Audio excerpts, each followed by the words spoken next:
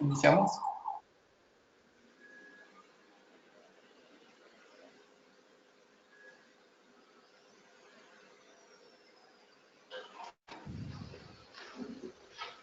Podemos iniciar, María José. Muy buenas tardes con todos los participantes de parte del Departamento Médico de Boehringer Ingelheim.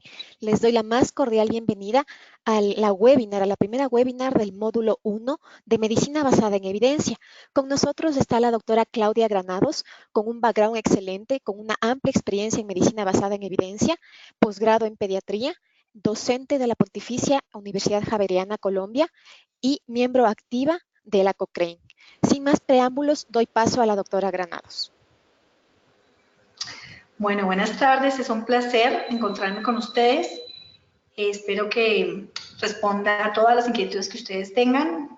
Haremos preguntas, respuestas a las preguntas al final de la presentación que les tengo. Y espero que les guste el tema. Es un tema que ha sido una herramienta grandísima para mi práctica como pediatra, para mi práctica como profesora y para aportar en muchas de las propuestas que se han hecho para el Ministerio y para avances más amplios en nuestro trabajo. Entonces, mi conferencia va a ser los principios de medicina basada en la evidencia. Estas serán las actividades que tendremos. Haremos énfasis en por qué se hace la medicina basada en la evidencia, cuáles son los pilares, cuáles son los pasos que hay que tenerlos claros, por qué insistimos tanto en la pregunta pico, que es el primer paso, tips para hacer la pregunta y cómo buscar información, que es el segundo paso de este proceso de medicina basada en la evidencia. Entonces, ¿por qué tenemos que basar nuestras decisiones en evidencia? Porque todo el tiempo hay avances, la información cambia, tenemos que ser flexibles a los nuevos descubrimientos, cada ratico hay avances, hay formulación de terapias nuevas, de teorías nuevas de fisiopatologías, de factores de riesgo, se avanza en conocer el pronóstico de muchas enfermedades. Entonces hay que saber cómo buscar esa evidencia, cómo leerla, cómo interpretarla y cómo aplicarla a nuestros pacientes. Como ejemplos, la vitamina C se ha utilizado por mucho tiempo para prevenir, para tratar gripas y pues ya se demostró en una revisión sistemática de muy buena calidad que da la misma vitamina C o no darla en cuanto a efectos beneficiosos de mejorar la gripa o de evitar la gripa, no sirve para nada. Que el zinc se usa para la diarrea aguda.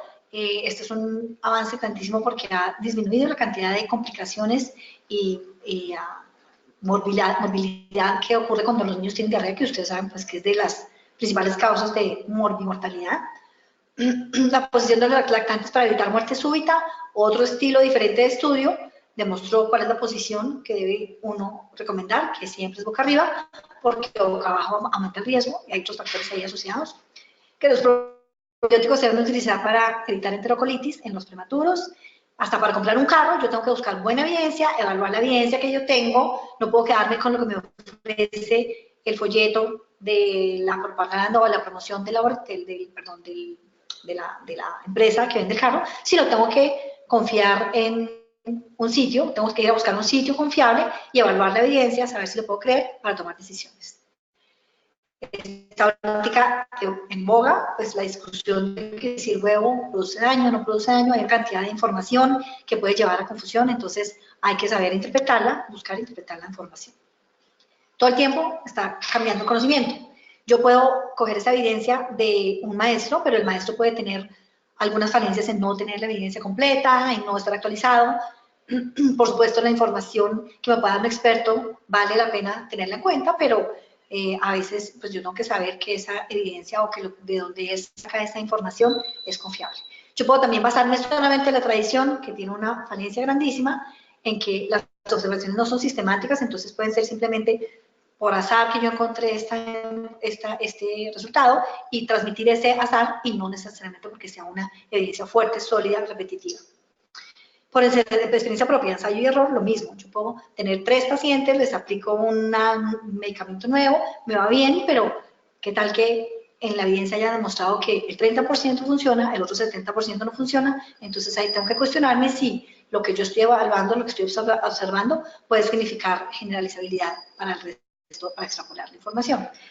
Puedo quedarme con la experiencia de otros, lo mismo, puede tener muchas fallas, o quedarme con solamente mi intuición. Esos pueden tener problemas. Entonces, lo mejor es buscar evidencia que tenga razonamiento lógico, que haya deducciones, que haya que se haya un proceso deductivo o inductivo para llegar pues, a los resultados y la recomendación sea confiable. La información puede venir de bibliotecas. Las bibliotecas, los libros pueden estar ya desactualizados.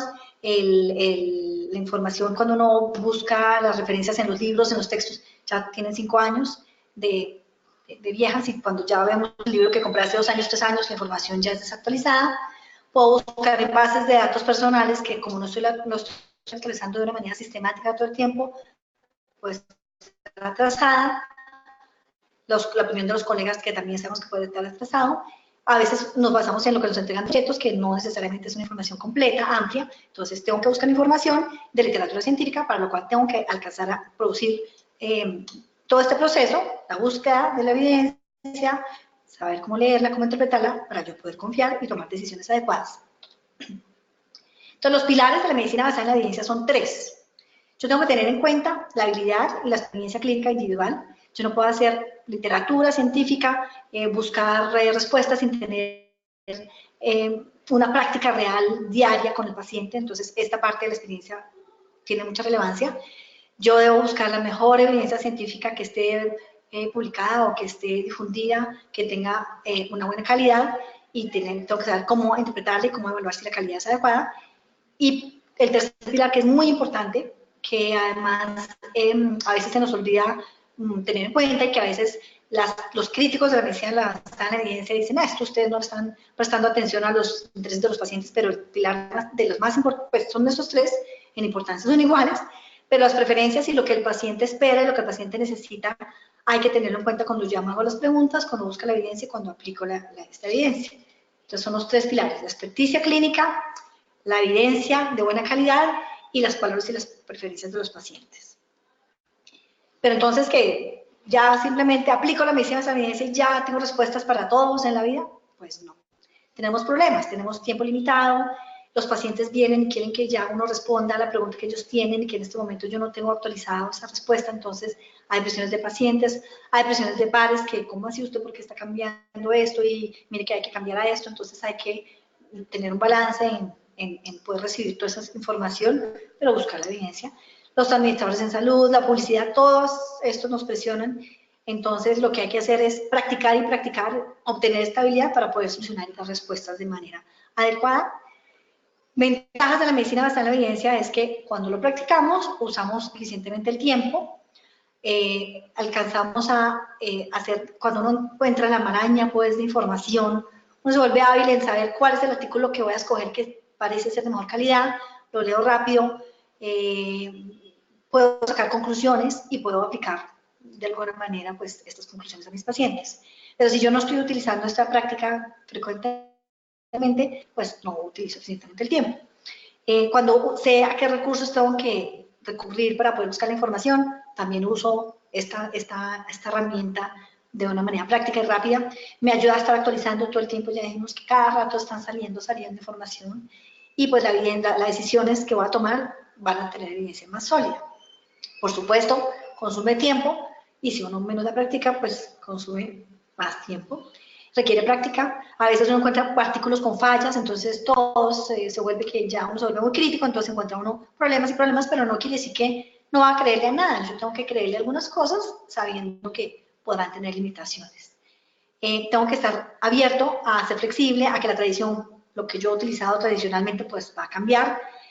A veces me encuentro con mucha información, o a veces me encuentro con nada de información, y los problemas que cuando busco en fuentes no confiables, pues la información no va a ser sólida, no va a ser válida. ¿Y para qué estamos buscando siempre evidencia?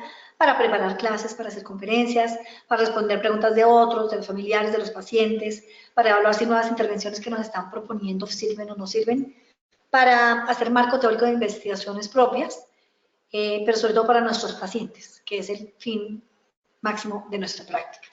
Y también para poder discriminar qué es pseudociencia, qué es real y qué es mentira. Entonces se encuentra uno en la información pública, estos son videos puse en Netflix videos acerca de, o películas o documentales acerca de suplementos nutricionales o vitaminas, y me sale una cantidad de reportajes, y por supuesto muchos serán, el propósito será mostrar, miren lo que hay desde una perspectiva desde el periodista, pero yo tengo que saber buscar evidencia que sea más fuerte, más sólida, y pues recurrir a poder leer artículos como este, que hace una revisión sistemática de cuáles son los grupos de alimentos que pueden de verdad empeorar el riesgo cardiovascular. Entonces poder interpretar este tipo de estudios que dan una información grandísima, que uno ve esa cantidad de hojas y esa cantidad de tablas. Si yo aplico esta herramienta y la practico permanentemente, yo puedo sacar provecho e interpretar esto de manera adecuada. Poder diferenciar de otros sitios que hablan de nutrición basada en la evidencia, pero esto es un sitio que le hacía propaganda, por ejemplo, a estos suplementos. Entonces, los 5 pasos de la medicina basada en la evidencia son los siguientes. Primero, tengo que plantearle el problema como una pregunta clínica clara. Entonces, yo me encuentro alguna situación con algún paciente en la revista, algún problema que yo tenga clínico, lo debo plantear de una manera completa, con una pregunta clara para que pueda ser contestable. Debo buscar la respuesta a esa pregunta, buscando en sitios relevantes, buscando bibliografía que me responda esa pregunta en sitios y en fuentes adecuadas. Después de toda esa información que yo encuentro, tengo que escoger el artículo que me va a leer o los artículos que me va a leer para responder la pregunta. Tengo que evaluar críticamente los artículos. Después, revisar qué tanto los puedo aplicar para mi práctica clínica y evaluar los resultados de los pacientes. Y este ciclo se repite y se repite para estar uno evaluando cómo nos va con las decisiones que hemos cambiado, que estoy tomando nuevamente. Hay 2 tipos de preguntas. Las preguntas que vienen de ciencias básicas, por ejemplo, ¿cuál es el gen que se relaciona con la fibrosis quística? ¿Cuál es la patología de una biopsia pulmonar cuando hay fibrosis pulmonar? Esas son tipo de preguntas básicas. Y un tipo de preguntas clínicas es ya el que me va a ayudar a tomar una decisión ya con mi paciente en cuanto voy a utilizar un medicamento versus otro medicamento para mejorarle su calidad de vida, o voy a evitar tal exposición a tal factor pronóstico porque yo sé que con este le va peor que con otros que no necesariamente influyen en el pronóstico. Las respuestas a esas preguntas vienen de investigaciones que pueden ser descriptivas, como distribución de frecuencias, como evaluar prevalencias, incidencias, esas son descriptivas, o analíticas, que son las que tienen algún comparador. Este comparador es el que me puede decir si hay asociación, si hay beneficio o daño comparando con algo. Esas son las preguntas analíticas. Entonces, cada vez que yo tengo una situación clínica, pacientes, revista, conferencias, siempre salen varias preguntas y yo tengo que saber cómo escoger cuál es la que voy a buscar la información, porque yo puedo tener un listado de 5 preguntas y tengo apenas 1 hora para buscar información, no voy a poder buscar la información de todas las 5 preguntas. Entonces, ¿cómo priorizo? Si para el paciente o para el familiar de los pacientes esto va a ser una pregunta que va a ser repetitiva y que mañana cuando venga a la consulta me va a hacer la pregunta, pues yo puedo escoger esa pregunta como la primera que voy a buscar la respuesta. Tener una respuesta que me modifique el curso clínico o el pronóstico del paciente también es otro punto para el cual yo podría escoger la respuesta a esa pregunta. Que yo esté buscando algo que yo sé que va a ser muy rebuscado de encontrar, que es algo que es muy infrecuente, que la literatura no va a ser asequible a mí, entonces yo también puedo no gastar tanta energía en esta respuesta, sino dejarla para el momento que tenga un poco más de tiempo, si tengo otras que sean más prioritarias. Otra razón es, por supuesto, el interés clínico. Si yo estoy todos los días, en mi caso, viendo niños que tienen problemas de crecimiento o problemas de desarrollo, pues yo me enfoco en las preguntas que yo voy a utilizar y que en mi práctica diaria y por mi interés pues van a ser más frecuentes. Porque hemos dicho, si yo en un futuro voy a encontrar esta misma pregunta, necesito esa respuesta por muchas veces, pues me enfoco en esa pregunta. Y otro es, si estoy buscando algo que es demasiado costoso, que yo sé que no es disponible por ahora en mi ambiente, que el potencial de uso va a ser muy limitado, pues también puedo dejarla para una de las últimas preguntas a buscar. Entonces, aquí viene por qué debo estructurar la pregunta de una manera adecuada, completa. Entonces, la respuesta es que si yo la formulo de manera completa, lo más probable es que encuentre una respuesta a esa pregunta. Debo aumentar la probabilidad de que sea contestable contestada cuando yo hago la pregunta completa. Entonces, los componentes de una pregunta bien hecha, que es el primer paso de la práctica de la medicina basada en evidencia, es tener en cuenta el formato pico. Yo puedo hacer una pregunta de manera general, pero la debo convertir en una pregunta pico para poder tener los componentes en los cuales voy a basarme para buscar la respuesta. Entonces, el primero es población, segundo intervención, o si es una exposición, por ejemplo, un factor de riesgo o una prueba diagnóstica nueva. El control, que sería la intervención de control a la que más se utiliza en este momento. Si no hay nada utilizable, comprobado, entonces tocaría compararlo con placebo o buscar comparado con nada. Si es una exposición, si es la exposición a una prueba diagnóstica, entonces el comparador debe ser un patrón de oro. Si es un factor de riesgo, pues es factor de riesgo presente o ausente.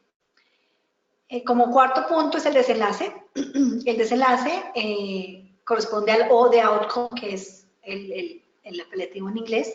Y el desenlace, debemos escoger desenlaces que sean importantes para el paciente, que pueden ser subrogados de algún desenlace clínico importante para el paciente, pero que realmente tenga una relación de relevancia para el paciente. A veces encontramos estudios en donde lo que evalúan es qué tantas interleuquinas en porcentaje se aumenta, cuando realmente eso no es lo que necesitamos, sino saber qué tanto se sobreinfecta, o qué tanto se hospitaliza, o qué tanto mejora la calidad de vida, o le empeora la calidad de vida. Entonces, mejor siempre como escoger ese tipo de desenlaces. Y por último, el número 5, que a veces se agrega, a veces no se agrega, pero teniendo en cuenta lo que vamos a mirar ahorita en las búsquedas, siempre es bueno tenerlo en cuenta, es el tipo de estudio que mejor responde a esa pregunta. Y esta T también puede representar el tiempo de seguimiento. Si yo evalúo algo en el que yo sé que el desenlace va a presentarse 3, 5 años después, por ejemplo, modificaciones de factores de riesgo para eventos cardiovasculares, y yo sé que no me van a tener un impacto a los 3, 5 meses, 6 meses, pues yo debo buscar un artículo que me evalúe ese desenlace en el tiempo que sea relevante, a los 3, 5 años, con respecto, por ejemplo, al ejemplo que pusimos. Cuando yo hablo de población, debo tener en cuenta todos estos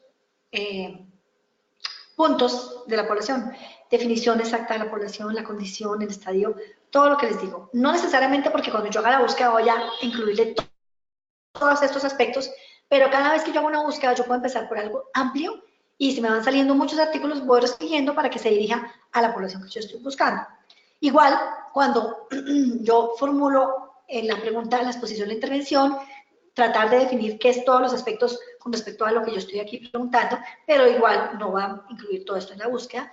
Cada vez que me voy agregando más filtros o más límites de la búsqueda, puedo ir introduciendo estos aspectos de esta parte de la pregunta.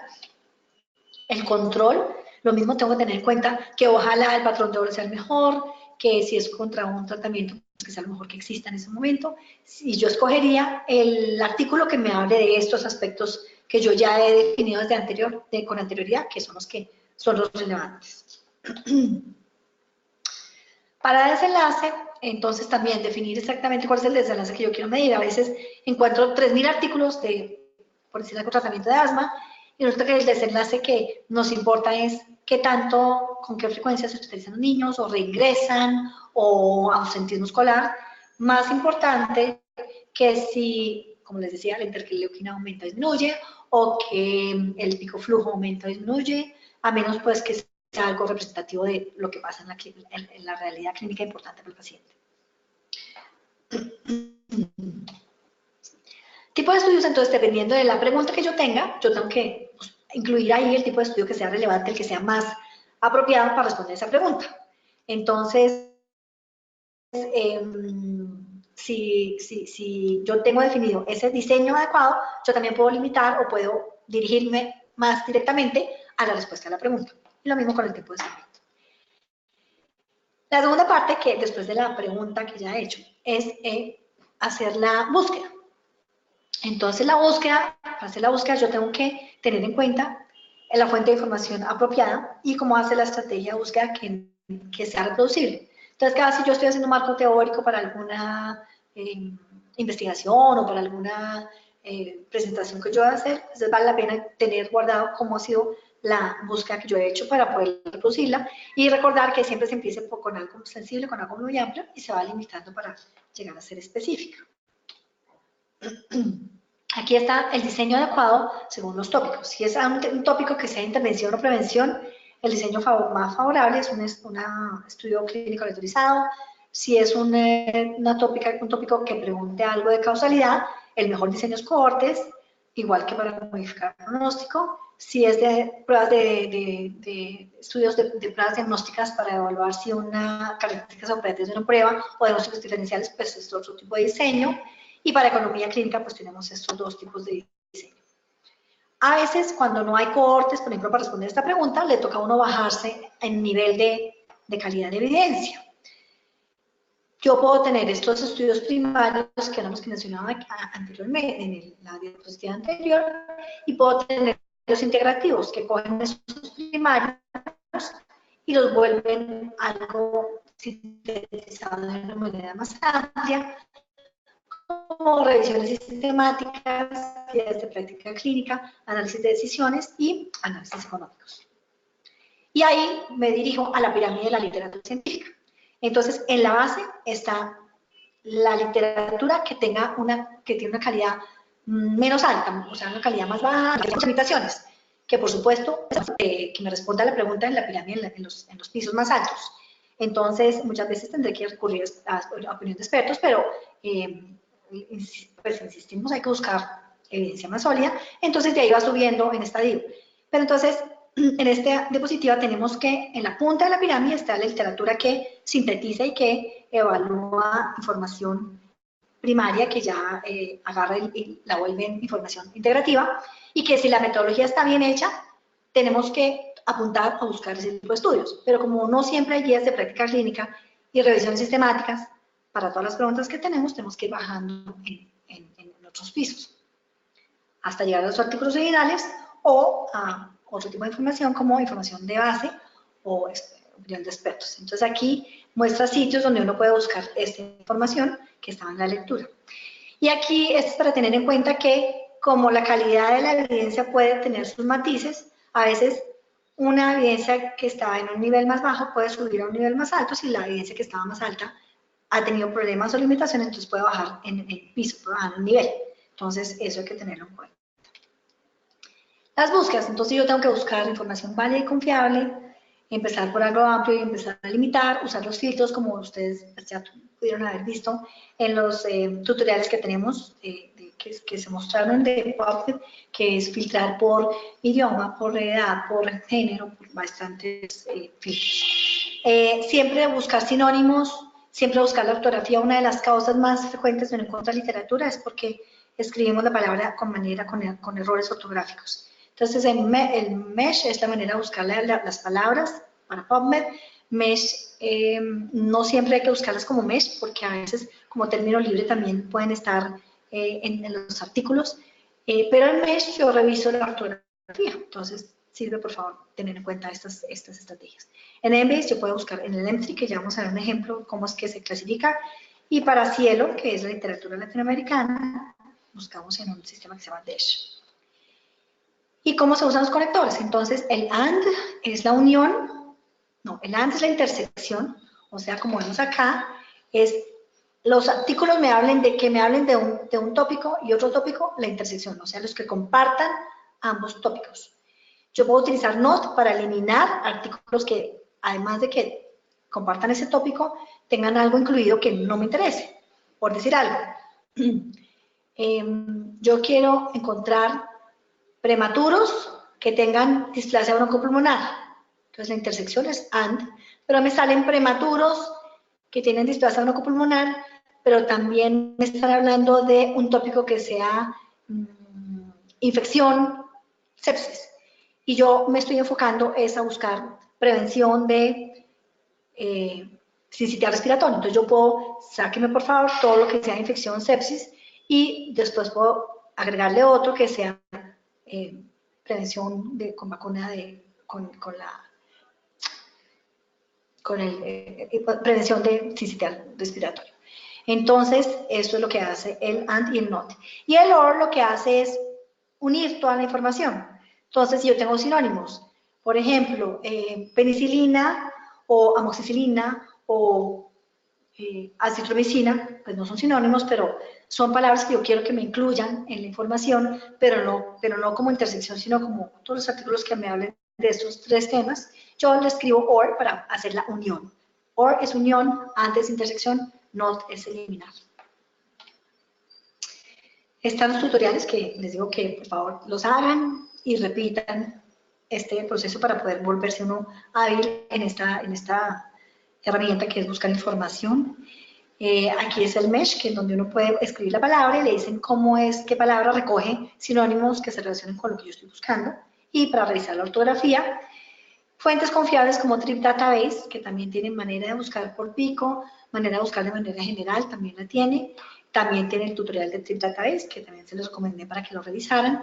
Trip Database tiene esta ventaja en que ellos me clasifican la literatura que sale, me clasifican en qué parte de la pirámide está. Y yo puedo dirigirme, bueno, por favor necesito que me diga solamente cuáles son las guías, cuáles son las instrucciones sistemáticas, y me sacan los de la punta de la pirámide, que es a donde primero yo debo buscar.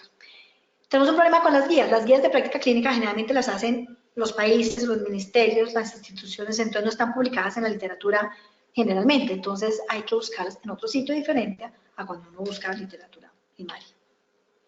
Embase tiene esta manera de buscar de manera general, pero también tiene la manera de buscar por pico. Entonces aquí incluyo el ejemplo que teníamos. Entonces, para la población escribí fibrosis pulmonar, yo puedo empezar a agregarle la edad, o si hay alguna diferenciación por género, por sexo, o si hay alguna diferenciación por estadio de la enfermedad, pues la voy agregando a medida que yo tenga que filtrar o que tenga que volverla más específico. Pero en este caso, fíjense que escribí fibrosis pulmonar, escribí el medicamento, pero también revisé en el M3 qué palabra me cubre todos me podría significar todo este tipo de medicamentos. Aquí le escribí OR para que me hiciera la unión e hice la intersección con revisiones sistemáticas. Entonces, esto me arroja 14, perdón, no me está dejando ver, me arroja 14 estudios. Entonces, de aquí yo veo qué estudios son los que serían relevantes para responder la pregunta y decido escoger el que mejor me responde. Me encuentro esta revisión sistemática y Network Meta-Análisis, en donde ellos evalúan todos los tratamientos disponibles para la fibrosis pulmonar idiopática, y aquí puedo encontrar yo, si escojo de estos que me salieron, cuál voy a escoger para leer y para analizar, para saber tomar la decisión de qué voy a usar. PubMed, entonces aquí también en el mesh yo puedo revisar qué palabra me incluye el medicamento que mencionamos. Entonces yo puedo escoger esta palabra, lo mando a la búsqueda y aquí me sale también los otros términos que yo ingresé, me hace la intersección y me salen 8 artículos. De estos 8 artículos, seguramente aquí entonces escojo cuál es el que es relevante y puedo leerlo con las habilidades pues, que vamos a aprender de cómo interpretar esos artículos y poder saber si me sirve para tomar decisiones y cambiar información. Entonces, para la búsqueda, la recomendación es empezar de una búsqueda sensible, ir limitando, volverlos que es específica, empezar con una población o con una condición, algo de la exposición y el tipo de estudio. A medida que yo voy encontrando información, le voy introduciendo el comparador, el desenlace y más detalles de la población, de la exposición al comparador. El tercer paso de la medicina basada en la evidencia es evaluar críticamente la validez y la utilidad de la evidencia. No podemos creer todo lo que leemos, no lo podemos creer. A veces las interpretaciones de los estudios, los autores describen algo, pero cuando uno lo lee, uno puede detectar algún problema o alguna limitación, entonces la interpretación puede cambiar. Entonces, dependiendo del tipo de estudio, hay unos tipos de preguntas que me evalúan la validez interna, entonces si la metodología, si el proceso hecho para responder la pregunta fue adecuado o no adecuada, una lista en donde yo miro si la validez, si lo va a creer yo al resultado, y son varias preguntas. Entonces, ahí yo paso a que si le creo al estudio, sigo pasando más adelante. Pero si yo creo que tiene tantas limitaciones y tantos problemas, y lo que estén aquí dando resultados puede tener muchos sesgos, pues es preferible no gastar más tiempo, ir a buscar otro artículo y no leerse los resultados. Pero cuando yo ya le creo, aunque tenga limitaciones, puedo pasar los resultados reconociendo qué limitaciones puede haber y qué tanto esas limitaciones afectan el resultado.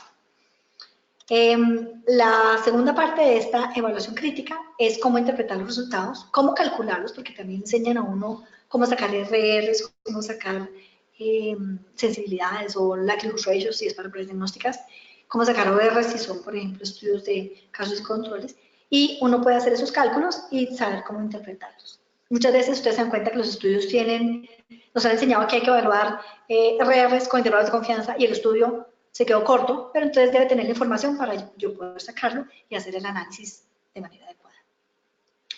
La tercera parte de la lectura crítica de un artículo es generalizar, ver qué tanto puedo generalizar o qué tanto puedo aplicar estos resultados a mis pacientes. Como ustedes van a ver en la siguiente módulo, hay una lectura crítica de pruebas diagnósticas, estudios de pruebas diagnósticas y lectura crítica de intervenciones, de estudios que evalúan intervención. Aquí se van a aplicar estos tres aspectos de validez, de cómo evaluar la validez interna, cómo interpretar resultados y cómo evaluar validez externa de este tipo de artículos. Como les digo, tienen preguntas diferentes según el tipo de estudio. Están estas herramientas. Este es un ejemplito nada más, hay muchas herramientas, pero Oxford tiene este centro de medicina de la evidencia, en donde tiene el detalle cómo ir a buscar todos los recursos que ellos tienen para responder, para hacer la pregunta, para buscar la evidencia, para interpretar la evidencia. Tienen traducciones aquí en recursos, aquí están, miren, cómo hacer preguntas bien enfocadas. Y los recursos de cómo hacer la evaluación. Entonces tienen también de las preguntas más importantes, del tipo de estudio más importantes, cómo hacer la interpretación según el tipo de estudio, punto por punto las preguntas que se evalúan para mirar la validez, aquí está incluido.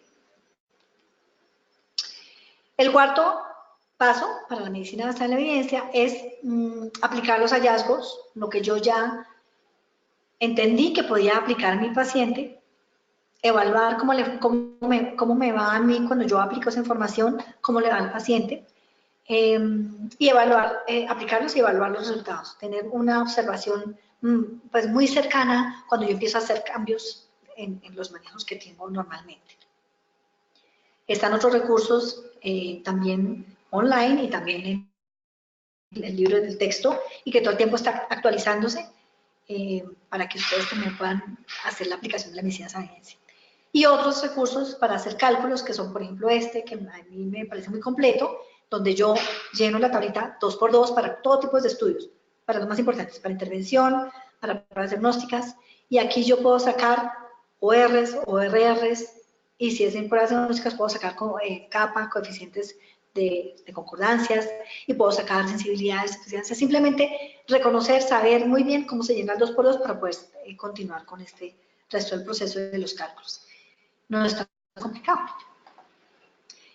Cuando yo hago medicina basada en la evidencia, entonces tengo que volverme experto, pero tengo que tener un poco de conocimientos profundos de ciencias básicas, de fisiología, de poder entender si hay alguna base, algún sustento biológico o fisiopatológico para poder hacer esas conexiones y poder sacar como estas conclusiones en los estudios. Tengo que volverme hábil, efectivamente, en buscar, en hacer la pregunta de manera adecuada, en buscar y poder hacer lectura crítica de la información que me está llegando. También tengo que volverme hábil en poder entender el tercer pilar, que es en todos los medicamentos que existen. Bueno, el segundo pilar, que era la experticia, ¿no? La experticia, saber si yo estoy comparándolo con lo mejor que hay, con las otras alternativas que hay y si hay riesgos en estas. Pero además el tercer pilar, que es el componente del paciente, en saber cómo entender qué es lo que les importa a ellos, qué es lo que ellos ven como beneficioso o como dañino, y poder poder involucrar esto en las preguntas o cuando yo evalúo los desenlaces de los estudios, si algo de esto se toma en cuenta para yo poder realmente aplicarlo con mis pacientes. Y esto es lo que me ayuda, todo esto es lo que me ayuda a tomar decisiones con los pacientes. Por último, la recomendación es que debamos leer críticamente, que no nos metan los dedos en la boca, y muchas gracias por su atención en el día de hoy.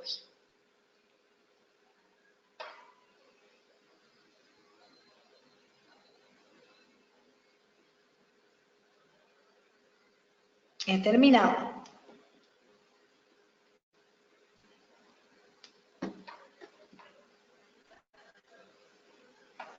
¿Aló? ¿Están por aquí?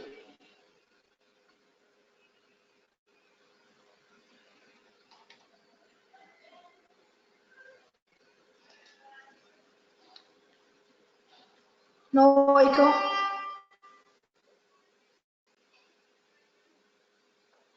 Ay, ¿Aló, aló? ya. Mil disculpas, Doc. ¿Sí me escuchan? Ahora, Muchas sí, gracias señora. por la charla que nos acaba de dar. Es súper interesante todo lo que se refiere a medicina basada en evidencia. Tenemos nosotros algunas preguntas, por favor, para que nos pueda ayudar solventando las dudas de todos los participantes que se encuentran en este momento conectados. La primera es, ¿los estudios del mundo real son buena evidencia científica?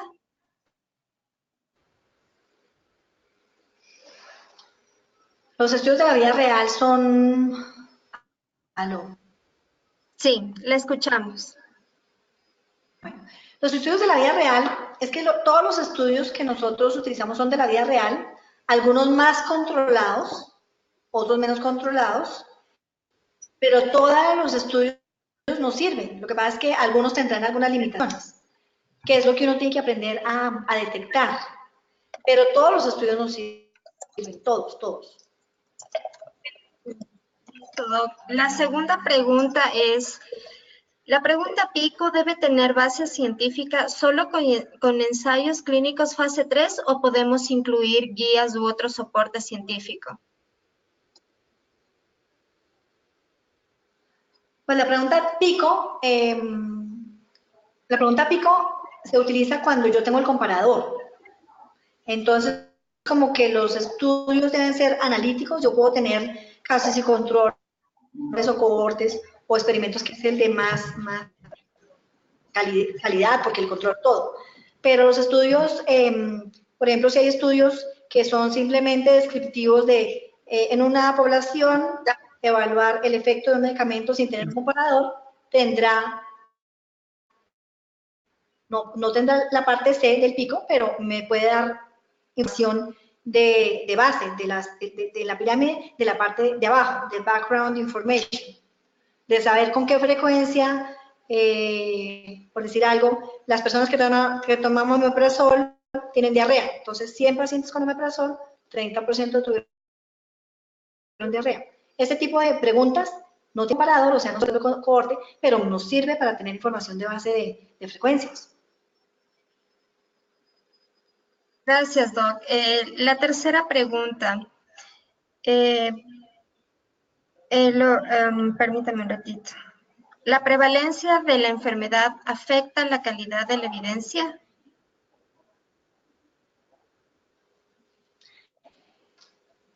De pronto la prevalencia no.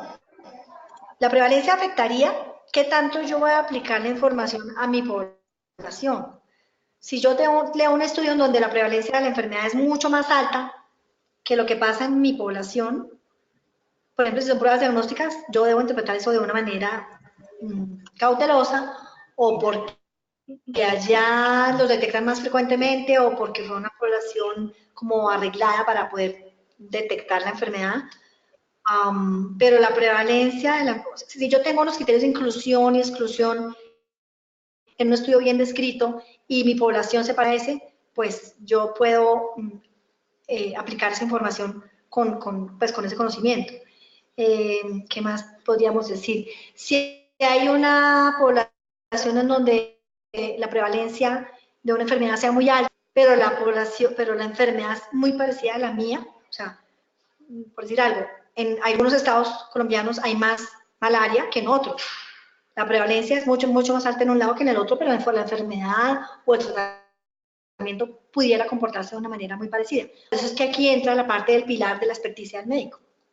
De verdad decir si esa prevalencia influye o no influye en los resultados del estudio. Gracias, Doc. ¿Cuál es la ventaja de la nueva pirámide de evidencias? Pues la ventaja es reconocer que hacia así me digan que los experimentos son de los más altos niveles de evidencia, y yo tengo un estudio que me evaluó una intervención con algunas limitaciones, ese estudio, y yo tengo una cohorte, pues yo puedo pronto hacer mejores conclusiones con una cohorte, si el estudio de intervención, si el experimento tiene muchas limitaciones, muchos déficits, le pierdo credibilidad y puedo utilizar una cohorte si no hay ningún otro tipo de estudio que me responda a esa pregunta. Entonces es reconocer esa variabilidad en calidad que hay de los estudios. Casos y controles pueden superar las cohortes si las cohortes que yo tengo tienen muchas limitaciones. Si la calidad no es buena, se me baja, el nivel de evidencia baja un poquito y puede superar un estudio de casos y controles muy bien hecho. Entonces, reconocer esa limitación que podemos encontrar en los estudios, que son estudios reales, que no podemos encontrar limitaciones en los estudios, sesgos. Gracias, Doc. ¿Qué recursos son gratuitos en base?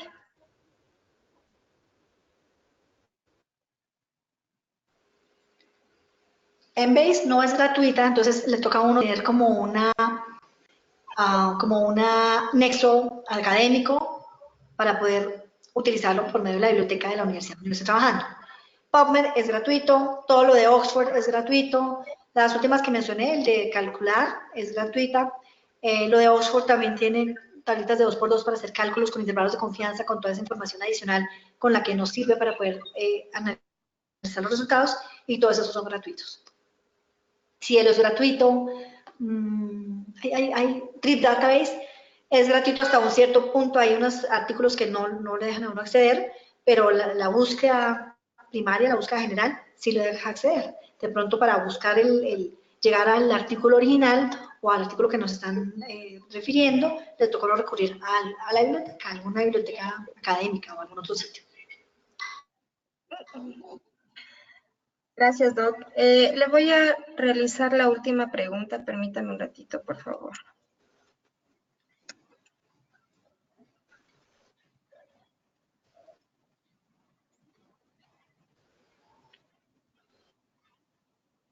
¿Las revisiones sistemáticas están en la punta de la pirámide? ¿Estas revisiones son solo de ensayos clínicos fase 3?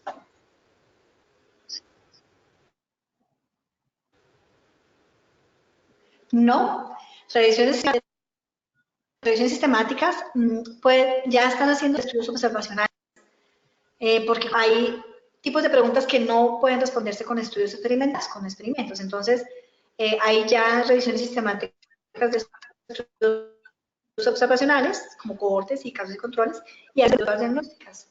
Entonces, que alguien sintetice todo lo que existe de algún tipo de pregunta que tengamos, la calidad de esa revisión sistemática es muy buena, es buena. Entonces deberíamos dirigirnos siempre como a ese tipo de preguntas. Gracias, Doc. Y hay para todo tipo de estudios. La siguiente pregunta. ¿Cuál sería el conocimiento mínimo en estadística para entender y comparar artículos científicos? Lo digo porque la estadística es algo que dura de aprender.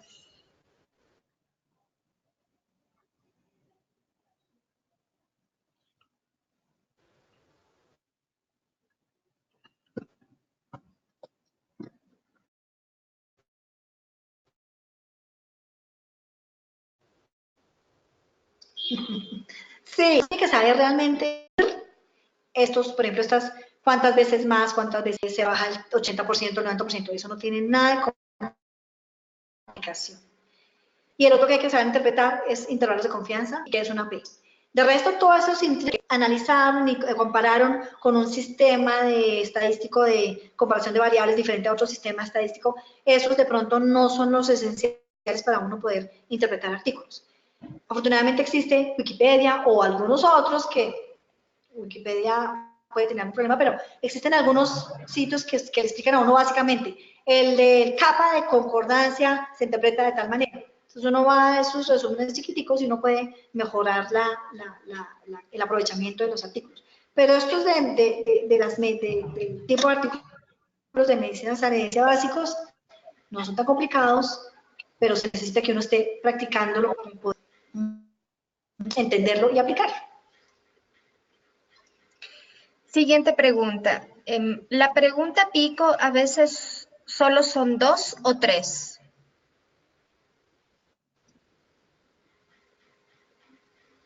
No la entiendo.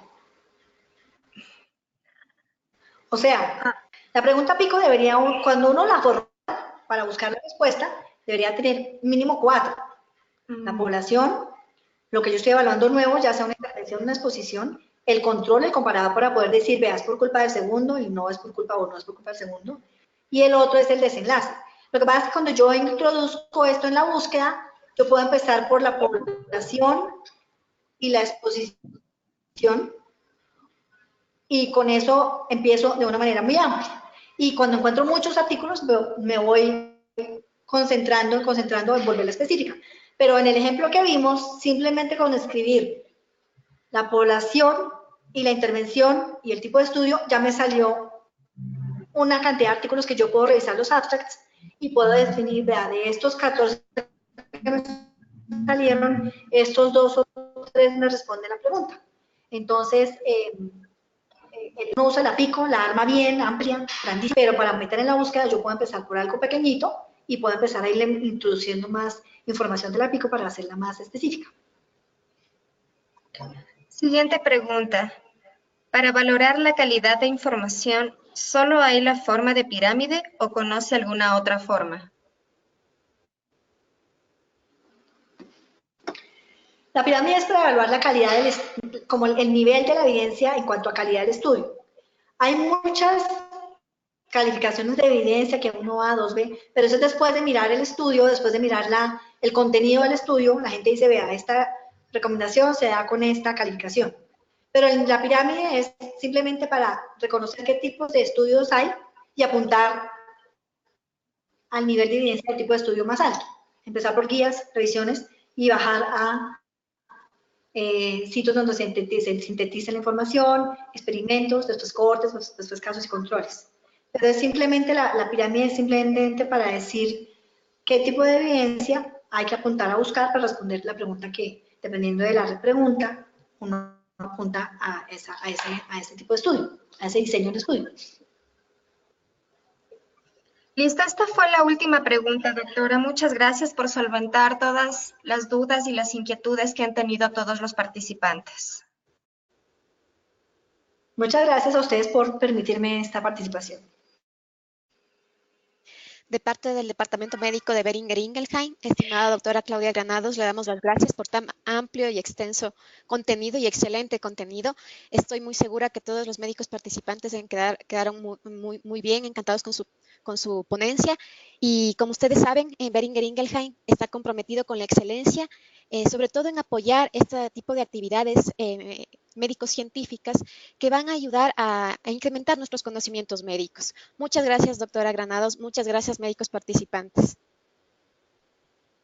Un placer. Hasta luego. Hasta luego. Gracias.